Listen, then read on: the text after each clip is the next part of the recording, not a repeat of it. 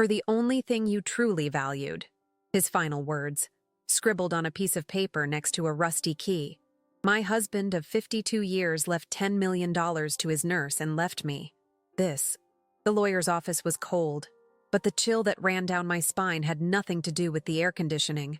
The silence that followed was louder than any shouting I had ever heard. What I did next wasn't about the money. It was about the truth. So stay with me, because this story isn't over.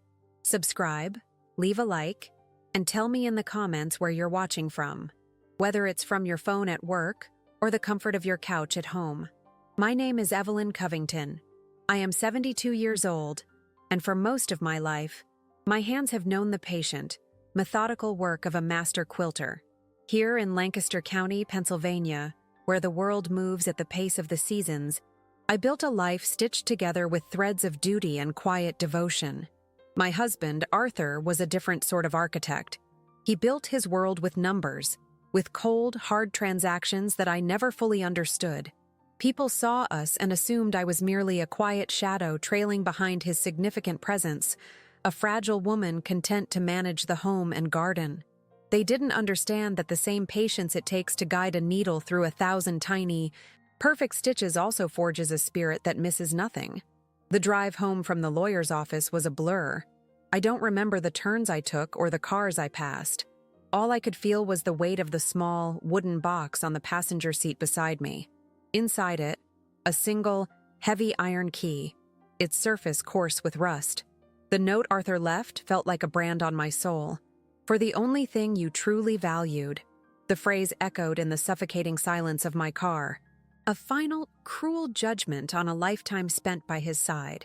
It was a public execution of my worth, performed in a sterile room filled with pitying eyes and the triumphant, barely concealed smile of his nurse. Chloe. This key was his final word, and it was an insult. I parked the car in the gravel driveway, the sound crunching under the tires. The blue hydrangeas I'd so carefully tended to seemed to mock me with their vibrant, unbothered beauty. Everything looked the same, but nothing was. This stone farmhouse, my sanctuary for over 5 decades, suddenly felt like a museum of a life that belonged to someone else. The air inside was still and carried the faint, sweet scent of the apple crumble I had baked just yesterday morning, a lifetime ago, when I was still Mrs. Arthur Covington, a woman of means and standing. Now, I was just a widow with a useless key. The humiliation was a physical thing, a sickness in the pit of my stomach. In that office, I had watched Chloe Miller, a woman young enough to be my granddaughter, inherit everything, $10 million, the reward for what Arthur called her loyalty and care. My children, James and Sarah, sat beside me, their shock hardening into a kind of protective shame. I saw it in the way they wouldn't meet my eyes, in the way James's jaw was clenched so tight a muscle jumped in his cheek. They saw their mother, the matriarch, reduced to a charity case in the span of 10 minutes. That public stripping of my dignity was the true inheritance Arthur left me. I walked into the kitchen, my hand tracing the cool, smooth surface of the marble countertop. My home, or what I thought was my home. Now, it was just another asset in Chloe's portfolio. I could almost hear her laughter, light and carefree, as she celebrated with champagne, planning a future built on the foundation of my past. My own future was a terrifying blank. The quiet hum of the refrigerator was the only sound, a monotonous drone that seemed to underscore my sudden, profound isolation. I felt a wave of dizziness, a sense of unreality, as if I were watching a play about a foolish old woman. My son, James, had been furious in the car. "This is insane, Mom. It's theft. We'll fight this. We'll get the best lawyers." His anger was a shield, protecting him from the raw hurt of it all. Sarah, ever the pragmatist, was quieter, her mind already calculating the fallout. "You can stay with us, Mom. Of course you can. We'll figure it out." Her words, meant to be comforting, felt like nails in my coffin. I would become a burden, a guest in my own daughter's home, living out my days in a spare bedroom. The thought was more suffocating than the grief. I sank into one of the kitchen chairs, the worn wood familiar against my back. I stared at my hands, resting on the table. These hands had bathed Arthur when he was too weak to stand, fed him when he couldn't lift a spoon, and held his own frail hand as he took his last breath. They had stitched quilts that told the stories of our family, celebrating births and mourning losses. And for all that, he had deemed them worthy of nothing more than a rusty piece of iron. The contempt in that gesture was so profound, so absolute, it stole the air from my lungs. He had erased me. With a few strokes of a pen, 52 years of marriage, of shared life, of silent sacrifices, had been nullified. It was a message not just to me, but to the world, to our children, to everyone who knew us. It declared that my contribution was worthless, that my presence had been incidental. I was not his partner. I was, as the note implied, just a keeper of things. I still hadn't processed the look in my own son's eyes, a mixture of rage and a terrible, heartbreaking pity. The box sat on the kitchen table, a dark stain on the familiar oak. I couldn't bring myself to touch it again, but my eyes were drawn to it. What did he mean? The only thing you truly valued? Was he talking about the house? The antiques? The quilts I poured my soul into? Each possibility felt like another twist of the knife. He had seen my love for our home, for the history held within these walls, and had twisted it into an accusation of materialism. He was painting me as a shallow creature who cared only for possessions, a convenient narrative to justify his monumental betrayal. I thought of Chloe, her ever-present smile, her perfect efficiency.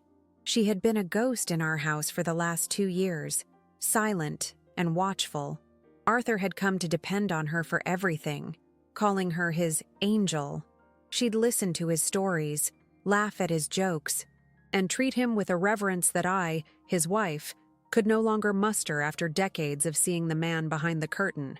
She played her part perfectly, becoming the daughter he always wanted, while I was relegated to the role of the tired, old wife. The pressure from the outside world was already beginning to mount in my mind. The phone would start ringing soon. Friends from church, neighbors, Arthur's business associates, all offering condolences that would feel like probing for gossip. How would I explain it? How could I face the whispers, the knowing glances at the grocery store? The community in Lancaster County is tight-knit. News travels fast. By nightfall, everyone would know that Evelyn Covington had been disinherited, cast aside for the nurse. My quiet, dignified life was about to become a spectacle of public shame. My financial reality was a stark, terrifying wall rising up before me. Arthur had managed all the finances. I had a small personal account, enough for groceries and fabric, but the house, the savings, the investments, it was all in his name. I had no resources of my own. The thought of having to ask my children for money, for a place to live, was a humiliation I wasn't sure I could bear. I had always been the one providing comfort and stability. To have that role so violently reversed left me feeling utterly powerless. I replayed the scene in the lawyer's office over and over, the dry, monotone voice of Mr. Gable as he read the clause. Chloe's small, theatrical gasp of surprise, a performance for the gallery. The rustle of papers as Arthur's partners shifted uncomfortably in their seats. I had remained perfectly still, my back straight, my hands folded in my lap. I would not give them the satisfaction of seeing me crumble, but inside I was disintegrating. My composure was a quilt of my own making, stitched together with threads of pride, holding back the chaos underneath. My daughter Sarah's face swam into my mind.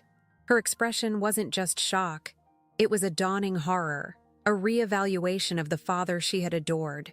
She had always been Daddy's girl. This act didn't just disinherit me. It poisoned her memory of him. It was a cruel act not just against a wife, but against a family. Arthur hadn't just left his fortune to a stranger. He had detonated a bomb in the heart of the legacy he was supposedly so proud of. I felt a sudden, sharp memory surface. Just last week, I'd been in the garden, and Chloe had come outside. "You have such a gift with these flowers, Evelyn," she'd said, her voice dripping with a sweetness that now seemed venomous. Arthur says you have a way of making old things beautiful." At the time, I'd taken it as a compliment. Now, her words felt like a carefully aimed dart.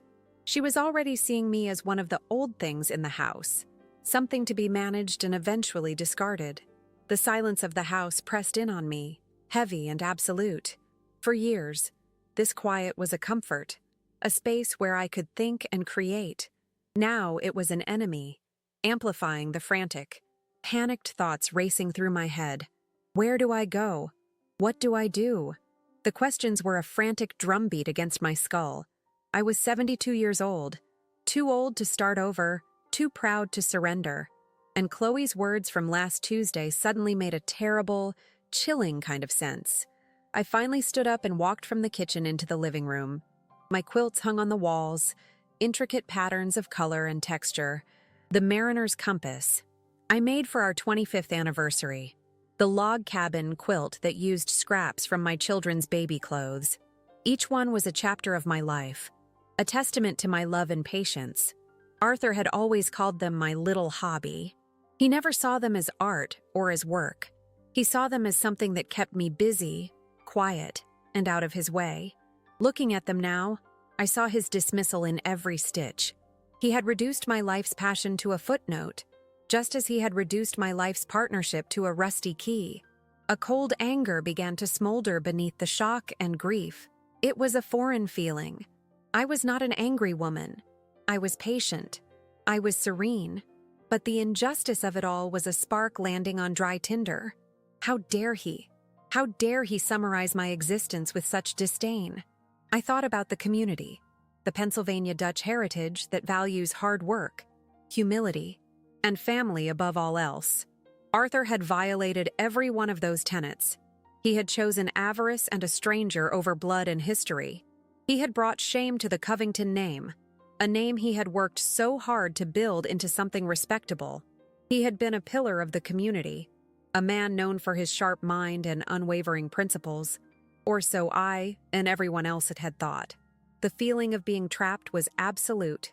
I had no money, no home, and my reputation was in tatters. My children, in their own grief and confusion, wanted to help, but their help felt like a cage of a different kind. I would lose my independence, the very thing I had cherished within the confines of my marriage. I would become a project for them to manage, a problem to be solved.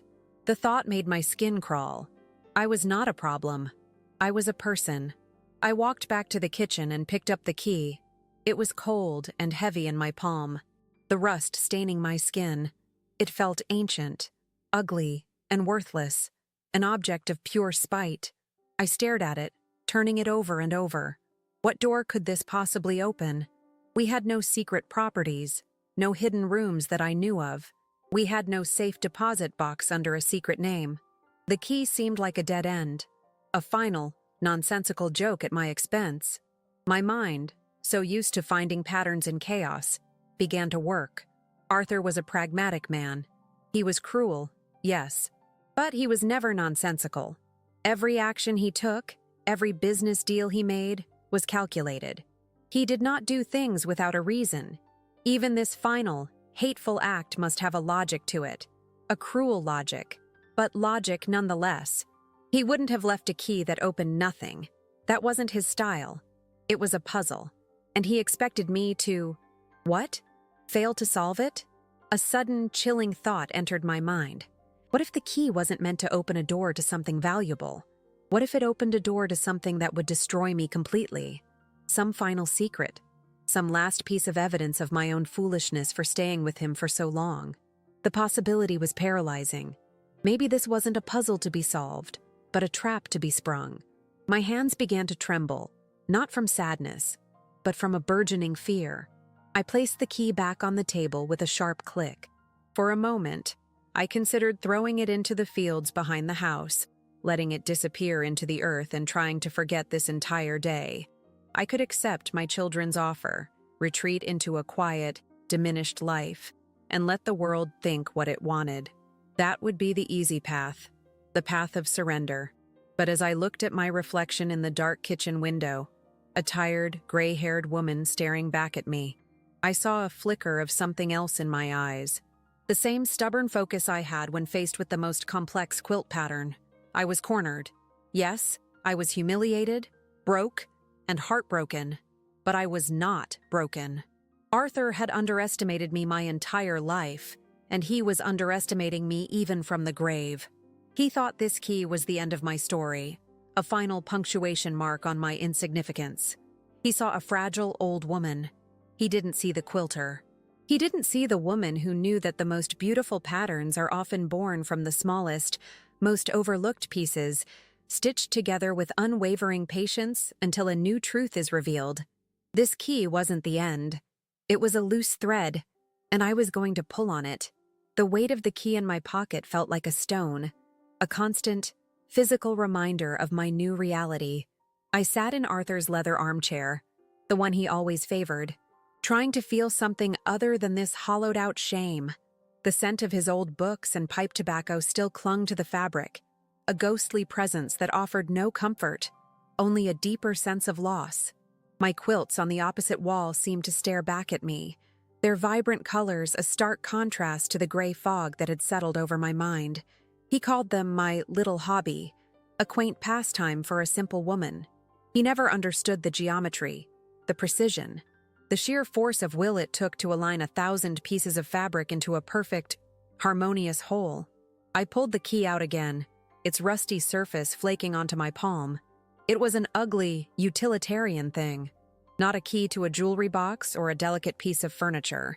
It was heavy, industrial, made to turn a stubborn, forgotten lock.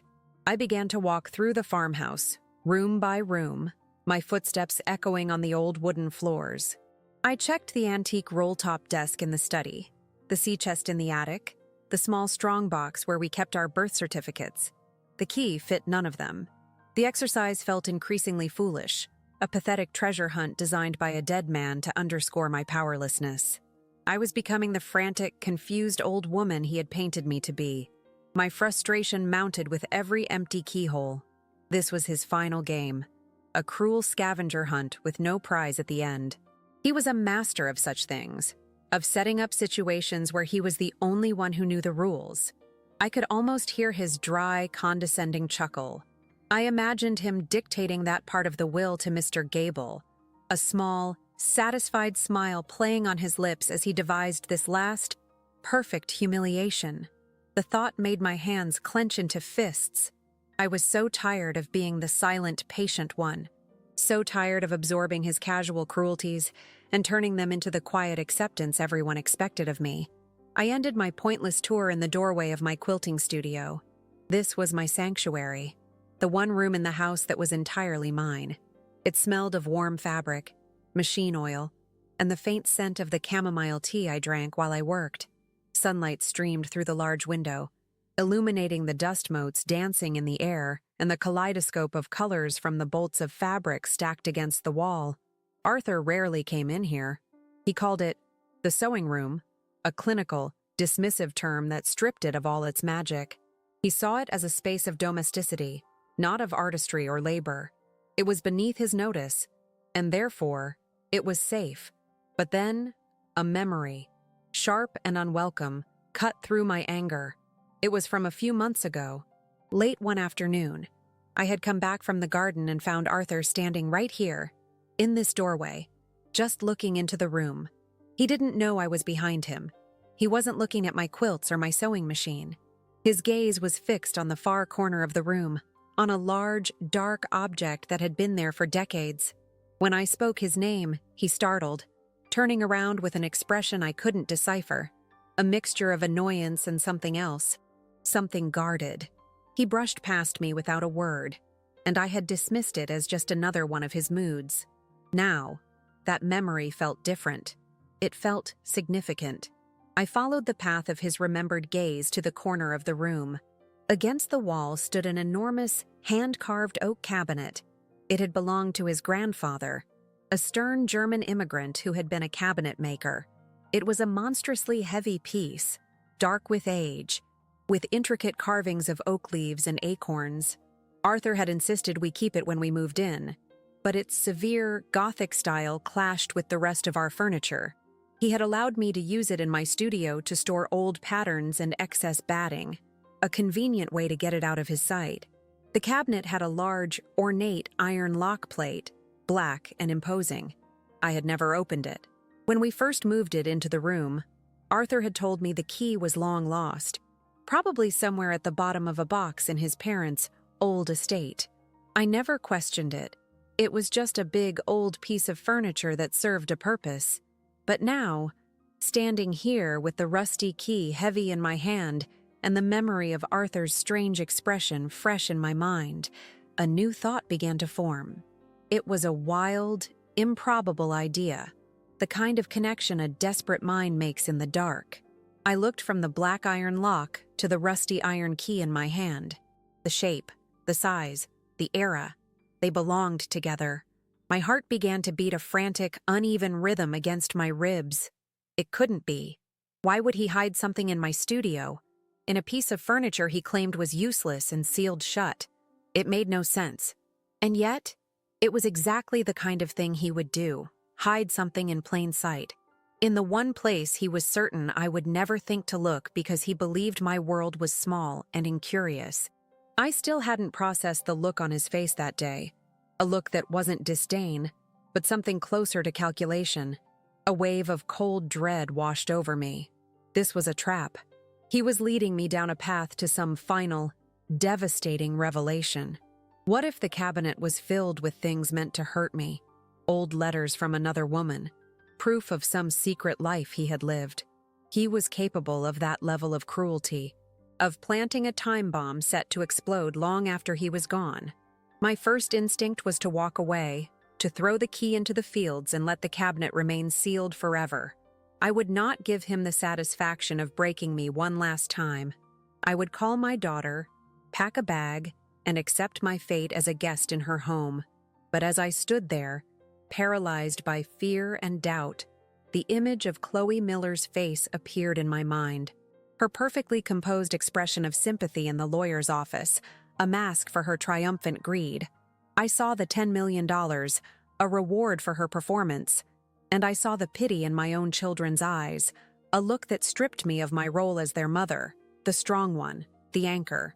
I could not let that be the end of my story. I was not a victim in a play Arthur had written. I was Evelyn Covington. I had navigated 52 years of a difficult marriage with grace and strength. I had raised 2 good children. I had created beauty out of scraps. My hands, which had been trembling, grew still. These hands knew how to handle tension, how to pull a thread just so, to make a difficult pattern yield.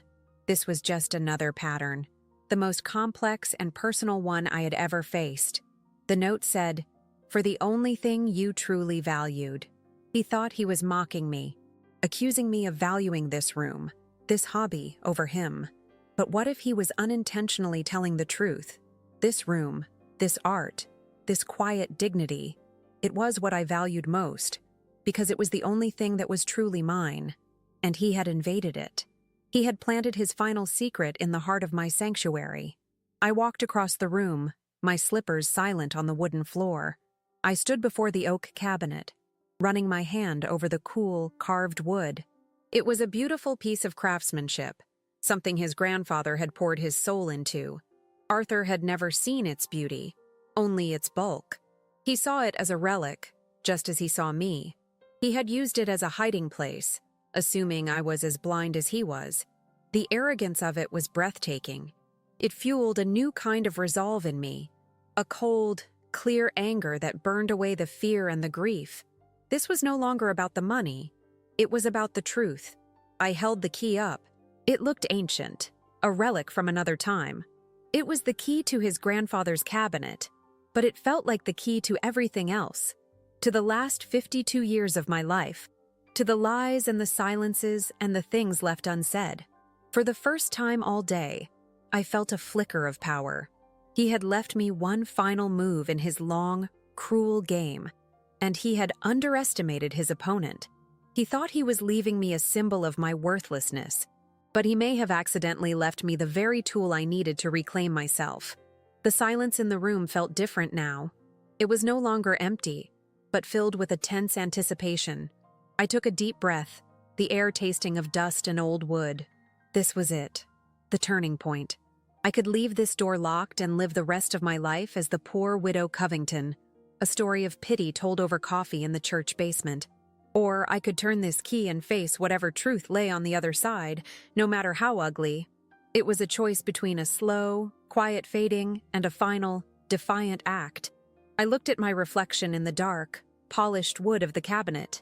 A woman with gray hair and tired eyes, but a straight spine. I was not the fragile creature Arthur had tried to make me. My decision was made. I would not be defined by his final, contemptuous act. I would not be erased. I raised the key, its rusty teeth glinting in the afternoon sun. My hand was perfectly steady as I guided it toward the black iron keyhole. The metal felt cold against the lock plate. For a moment, I hesitated, my mind racing with all the terrible possibilities of what I might find inside.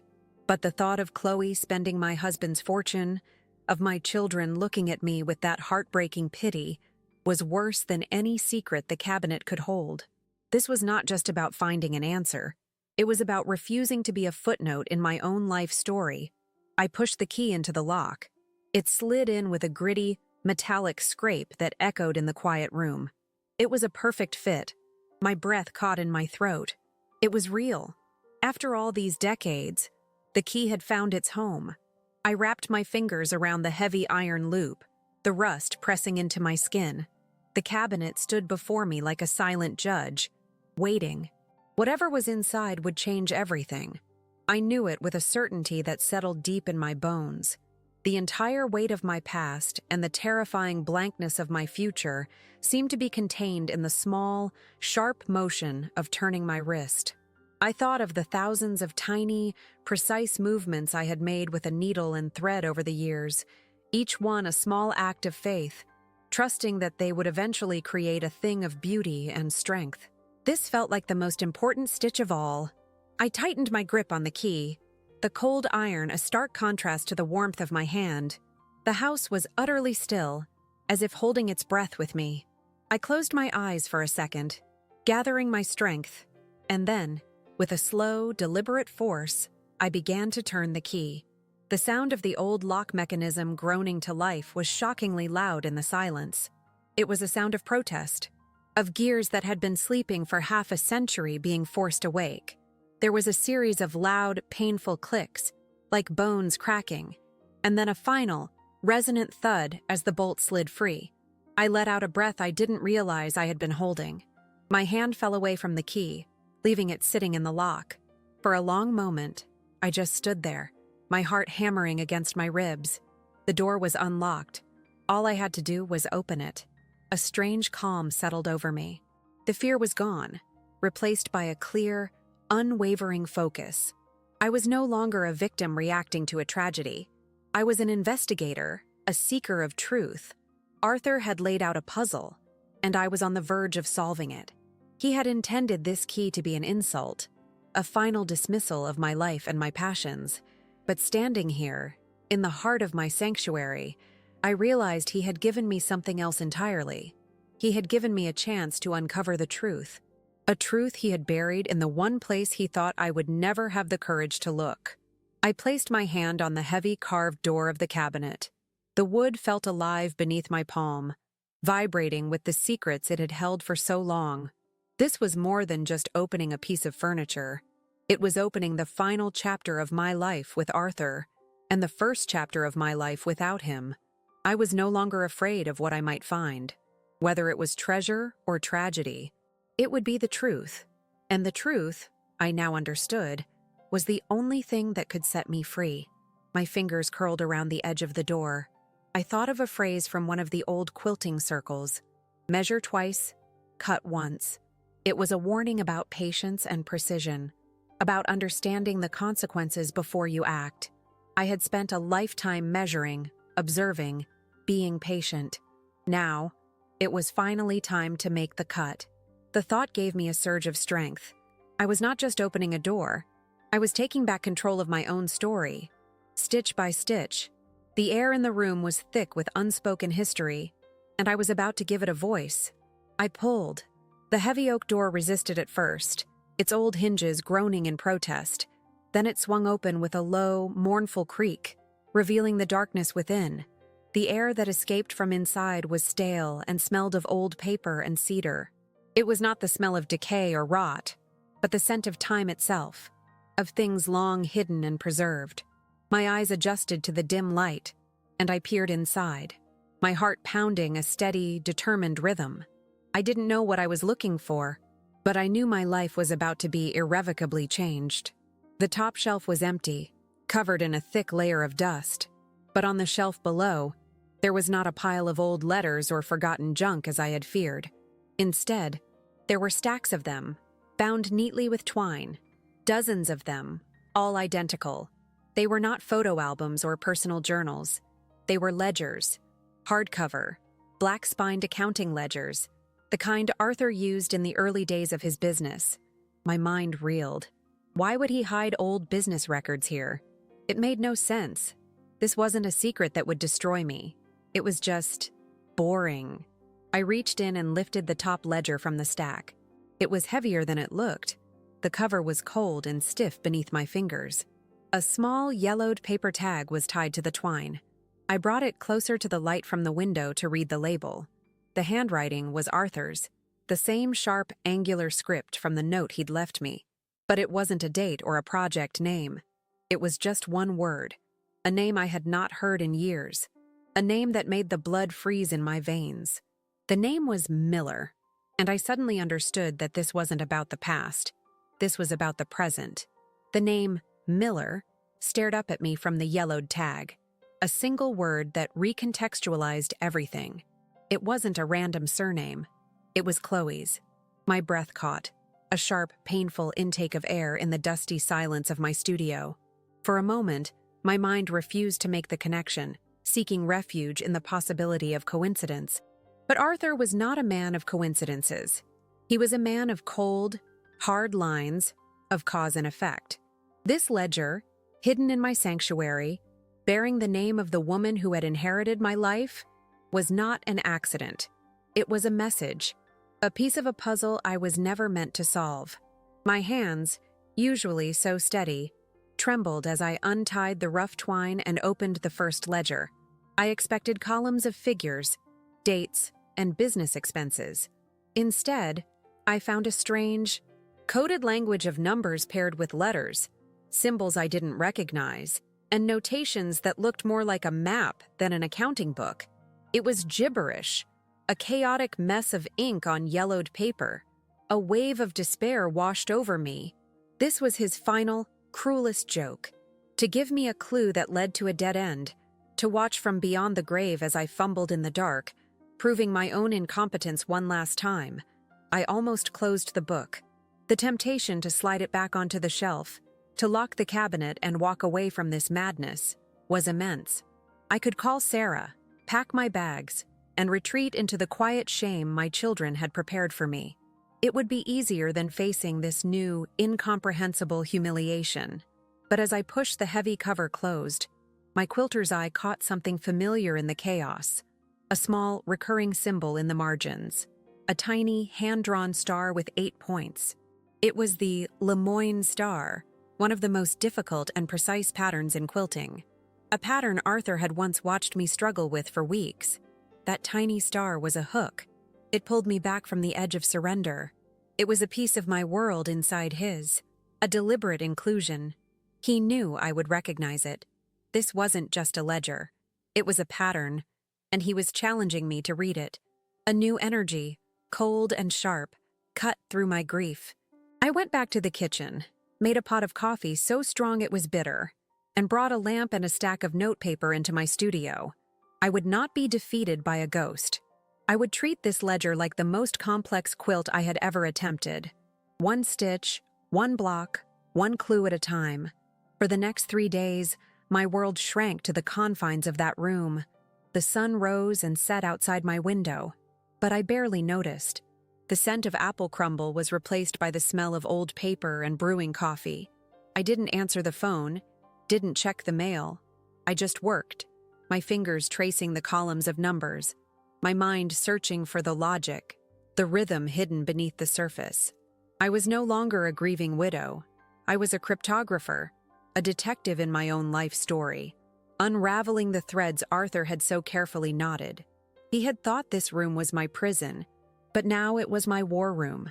Slowly, painfully, a picture began to emerge. The ledgers were not a record of his legitimate business.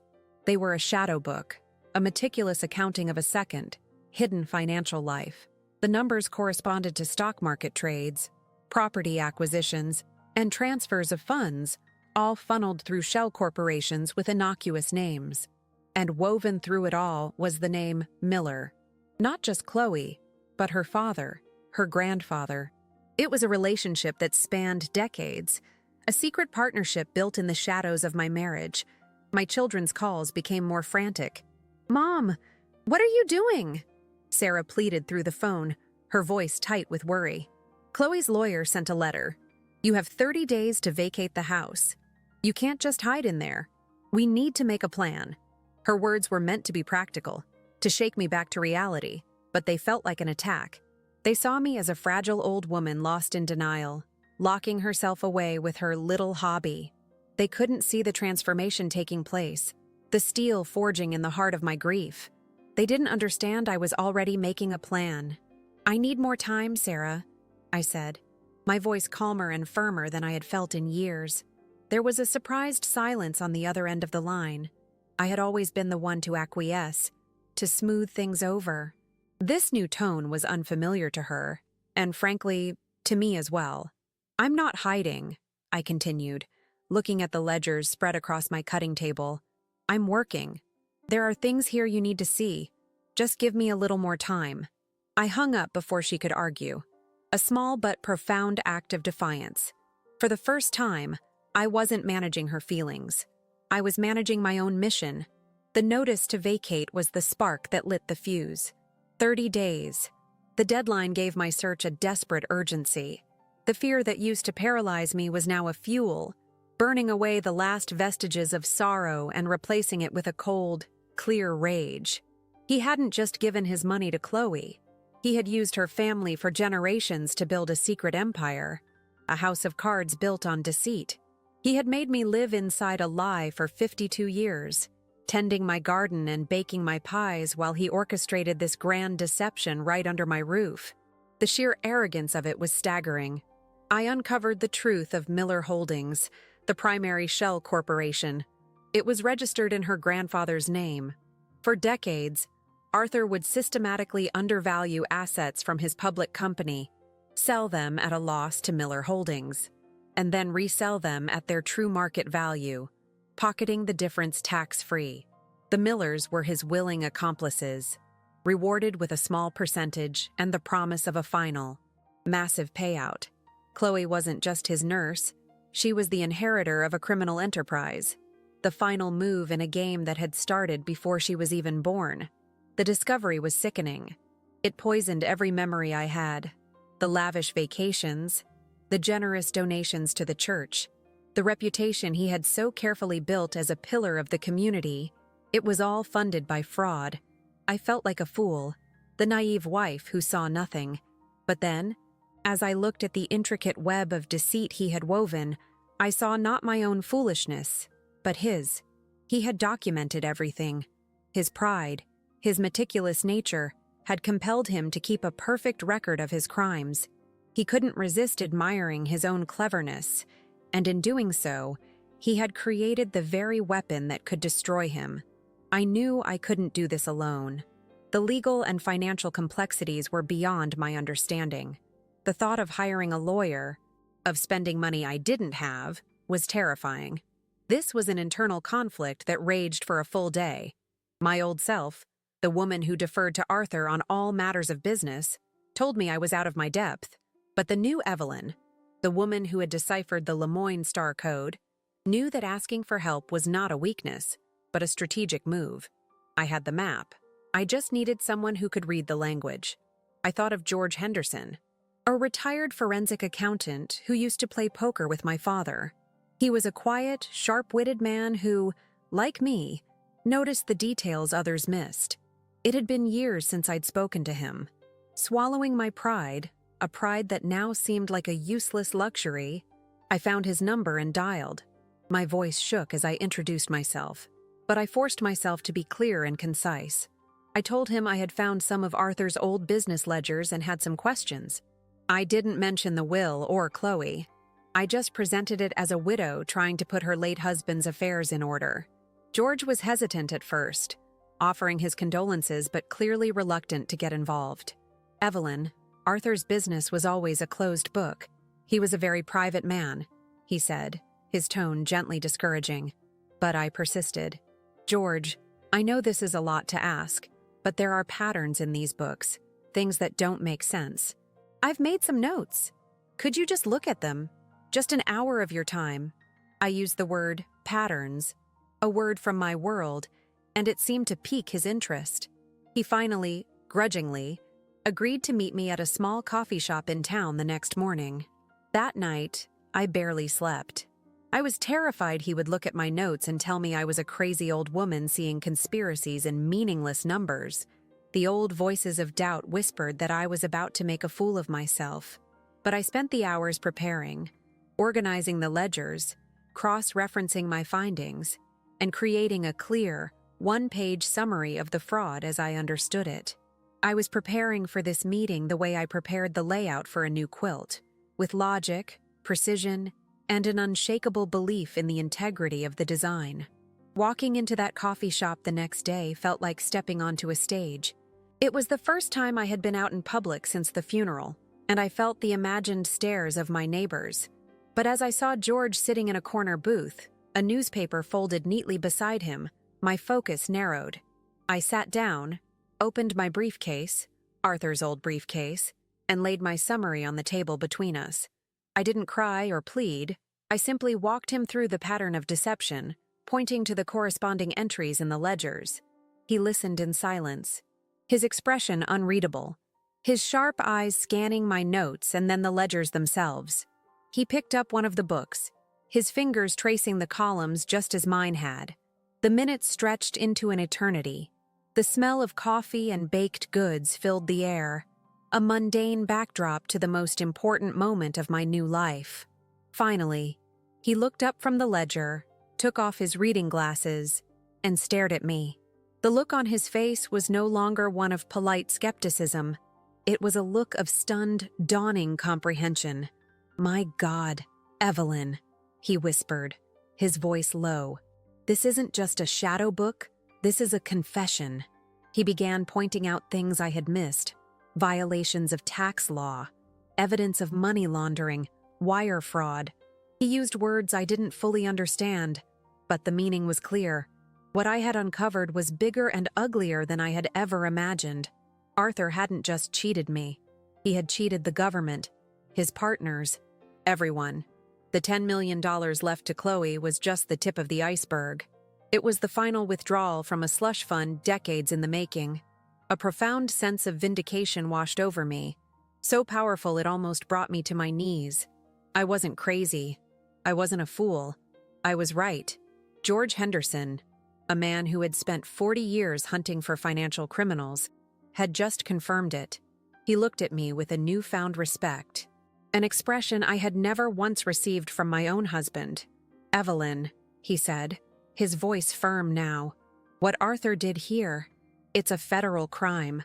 This is enough to unravel his entire legacy. What do you want to do?" The question hung in the air between us. What did I want?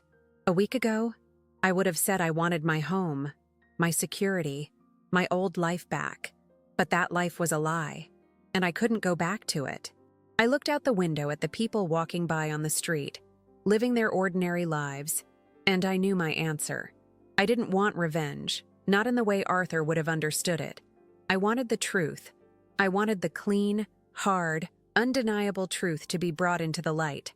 I wanted everyone who had ever looked at me with pity to see who I really was. "I want to expose it," I said, the words tasting of freedom, all of it. A small, grim smile touched George's lips. "I thought you might say that," he replied. "This is going to be a long fight, Evelyn. They'll try to discredit you, to paint you as a bitter, vengeful wife." I knew he was right. The battle ahead would be ugly and public. But for the first time, I wasn't afraid. The fear had been burned out of me, replaced by a quiet, unshakable resolve. I had spent my life creating order and beauty from chaos, and this was just the largest, most important pattern I would ever set right. I drove home feeling like a different person. The world looked brighter, the colors more vivid. A weight I hadn't even realized I was carrying had been lifted. It wasn't the weight of grief for Arthur, but the weight of his lifelong dismissal of me. He had seen me as a simple, decorative object in his life. He never imagined that the same mind that could visualize 1,000 pieces of fabric coming together into a perfect whole could also see the pattern in his carefully constructed lies. His greatest mistake was underestimating the quilter. That evening, I called my children and told them to come to the house the next day. "There's something you need to see," I said, and my tone left no room for argument. When I hung up, I walked back into my studio. The ledgers were still spread across my cutting table, no longer a source of fear, but a testament to my own strength. They were ugly, filled with the story of a man's greed and betrayal. But from that ugliness, I was about to create something of my own: justice. I stood there for a long time, looking at the evidence of Arthur's secret life laid bare in the heart of my own sanctuary. I was no longer the woman who had stumbled out of the lawyer's office. Shattered and humiliated, that woman was gone. In her place stood someone new, someone forged in the quiet crucible of those 3 days. I had unraveled the tangled threads of my husband's life and was now ready to stitch them into a new truth, one that would redefine not just his legacy, but my own. I was not Arthur Covington's widow.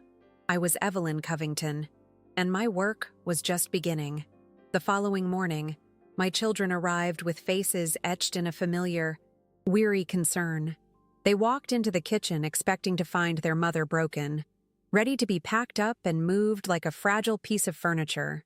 Instead, they found me at the oak table, a pot of fresh coffee steaming between us, and Arthur's ledgers laid out in a neat, undeniable row. I didn't cry or raise my voice. I simply presented the truth, walking them through the decades of deceit with the same calm precision I used to explain a complex quilting pattern. The transformation in their expressions was the first victory, more satisfying than any sum of money. Pity was replaced by a stunned, disbelieving silence, which slowly gave way to a dawning, fierce respect. James, my pragmatic, angry son, was the first to speak, his voice a low whisper. All this time, he was living a completely different life. He picked up a ledger, his knuckles white as he gripped the cover, as if trying to physically grasp the scale of the betrayal. Sarah, who had always idolized her father, simply shook her head, tears welling in her eyes, not of sadness for his loss, but of anger for his deception. They weren't looking at a helpless old woman anymore. They were looking at the person who had single-handedly unearthed the truth that had been buried right beneath their feet for their entire lives. In that moment, I was no longer their burden.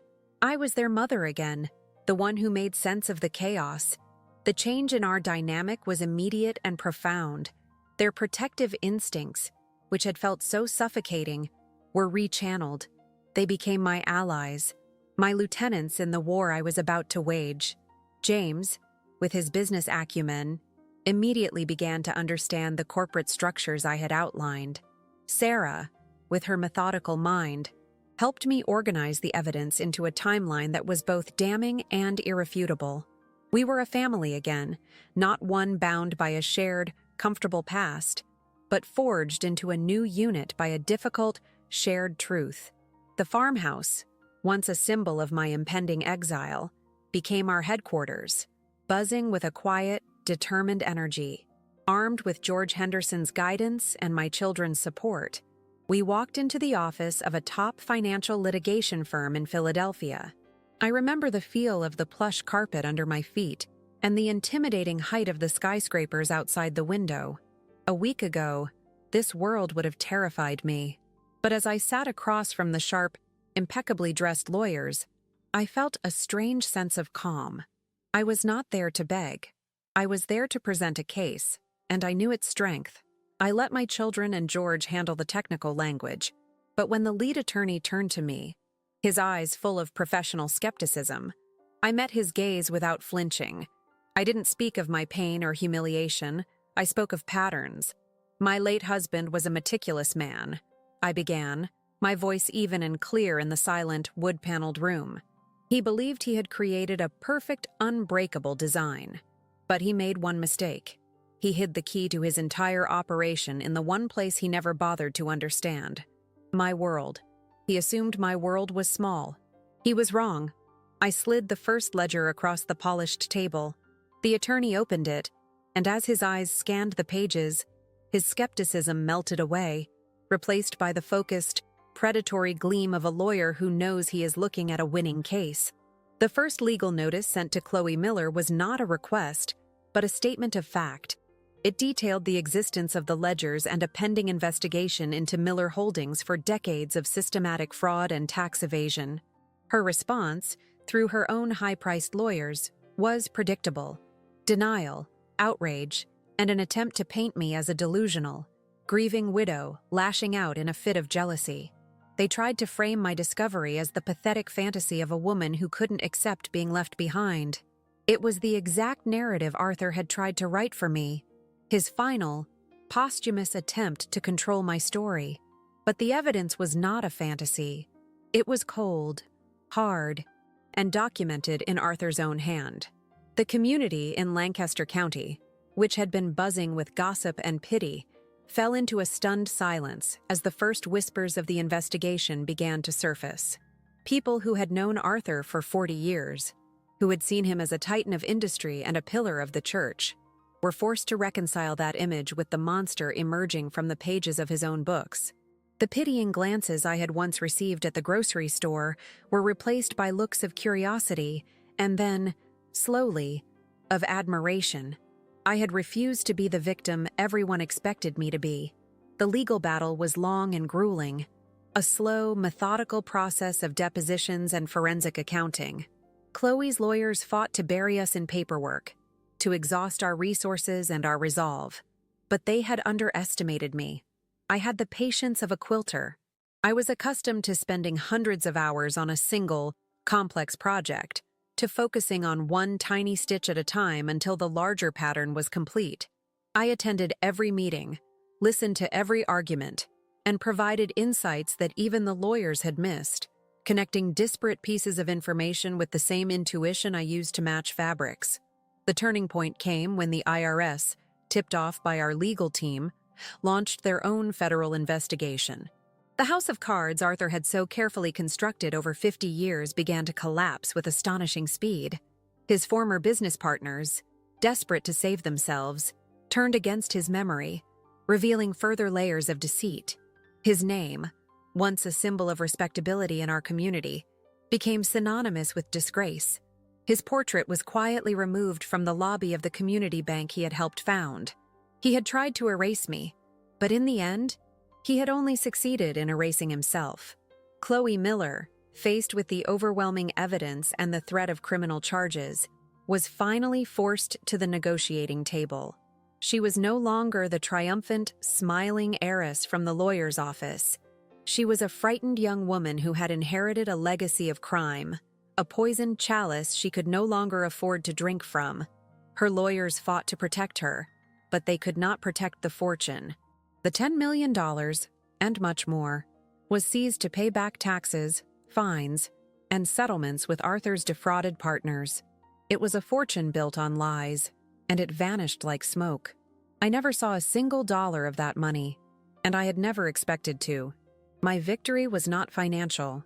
My victory was sitting in my own kitchen, in the stone farmhouse that was now legally and unequivocally mine. A small but essential clause in the final settlement. The notice to vacate was a distant, powerless memory. I had not just kept my home, I had reclaimed it, cleansed it of the secrets it had held. The blue hydrangeas in the garden seemed to bloom brighter that year, as if they too could finally breathe freely. My relationship with my children was transformed. The wall of secrets and unspoken resentments that Arthur had built between us was gone. We now shared a bond forged in the fire of this battle, a new respect for one another based not on familial duty, but on a shared understanding of strength and resilience. They saw me not as their aging mother, but as Evelyn, a woman of substance and surprising power. They finally understood that the quiet patience they had sometimes mistaken for passivity was, in fact, my greatest weapon. Sometimes, I walk into my studio and stand before the old oak cabinet. It remains unlocked now, a silent monument to the journey I have taken. It no longer feels like a monstrous, imposing relic, but a trusted old friend. It was the vessel of my husband's greatest betrayal, but it also became the crucible of my own rebirth. He had intended it as a final insult, a tomb for his secrets and my dignity. Instead, it became the doorway to my freedom, the place where I found not just the truth, but myself. The woman who stumbled out of that lawyer's office, clutching a rusty key and a heart full of shame, feels like a stranger to me now. She was a shadow, defined by the man she stood beside. I see her, and I feel a deep compassion for the life she lived, for the quiet sacrifices she made in the name of a love that was never truly returned. But I am not her anymore. The silence in my house is no longer the sound of loneliness. It is the sound of peace, of a life lived on my own terms. My hands are still busy, but now they stitch with a different purpose. My quilts are no longer just a hobby, a way to pass the quiet hours. They are my stories, my testament. Each stitch is a word, each pattern a chapter. I stitch the story of the Lemoyne star that unlocked a secret, of the cold iron of the key, of the strength I found in the heart of my own sanctuary.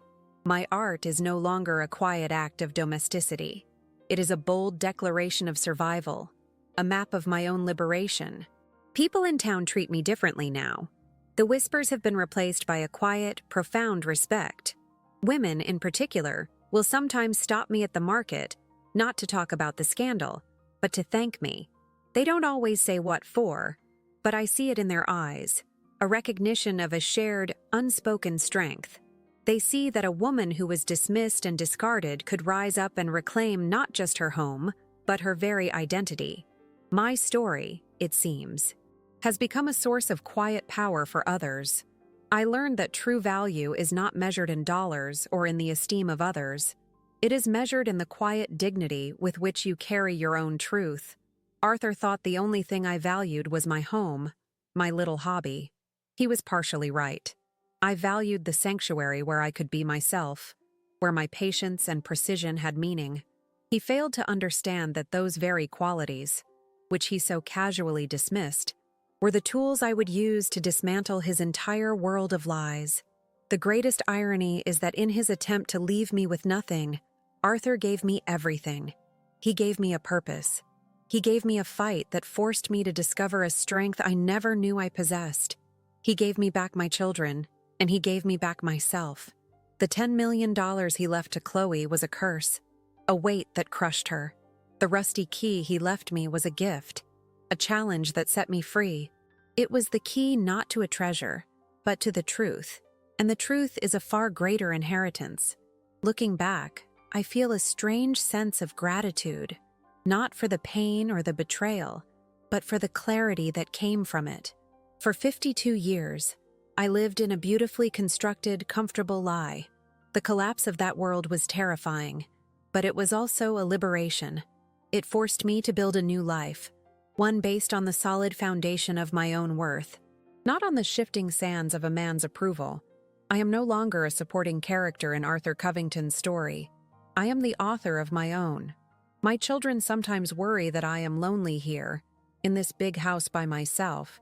They don't understand. I have never felt less alone.